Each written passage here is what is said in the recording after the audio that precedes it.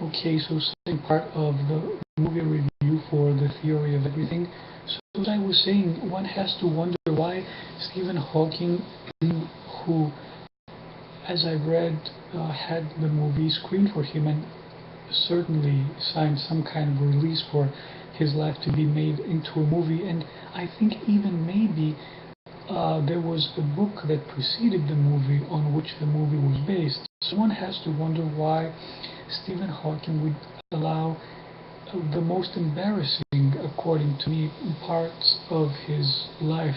I mean, not the illness, which is embarrassing, but aspects of, and no illness is, but aspects of his personal life and his wife's personal life to be candid as they are. And let's face it, life is messy that way. I mean, we'd all like to think that, you know, everything makes sense in life, but, you know, as we so often discover, nothing sometimes makes sense. So, but anyway, um, you have to wonder why Stephen Hawking allowed all these aspects of his life, the most sensational, I'd say, to be made into a movie. And I think, I suspect, I don't know, that it was the case for The Brief History of Time, his best-selling book. He may need money because, let's face it, he has a serious, severe, debilitating, progressive disease, and no matter how many people volunteer their time and efforts, and which is understandable,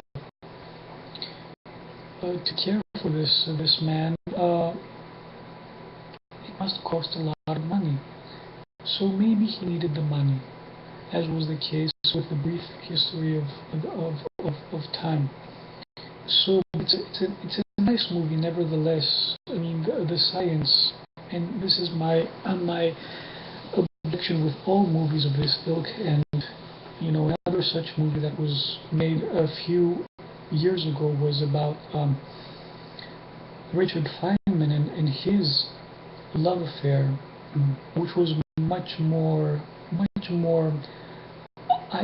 idealistic, let's say, because his wife died very young from tuberculosis, very shortly after they married.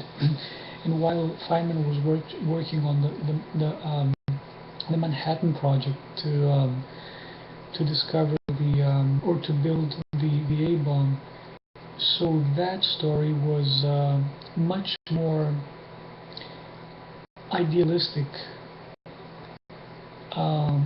in the sense that it depicted, real young love, which is very idealistic. Whereas this movie, shows the progression of the love affair through the messiness of real life, and especially under the weight of a severe long-term illness. But anyway, with both these movies, as I was saying, my objection is that the science takes,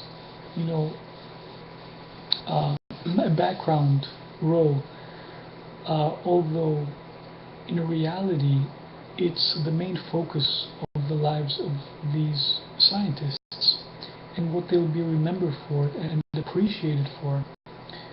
And so, but still, it's a good movie.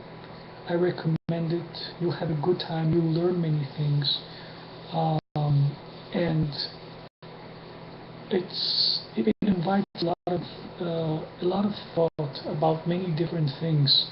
Not least of which is, the triumph of the human spirit. I mean, I know it sounds like a cliche, but let's face it. This man has been able to do top-level science and have a personal life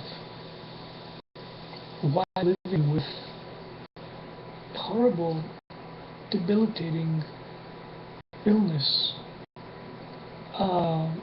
And the fact that he's been able to do science at this level means that his mind is active and that he is not depressed So that for me is the surest indication that he has overcome a large aspect of an illness like this. Let me interrupt this video and perhaps continue in the third part, because I'm afraid I'm going to lose what I've done so far.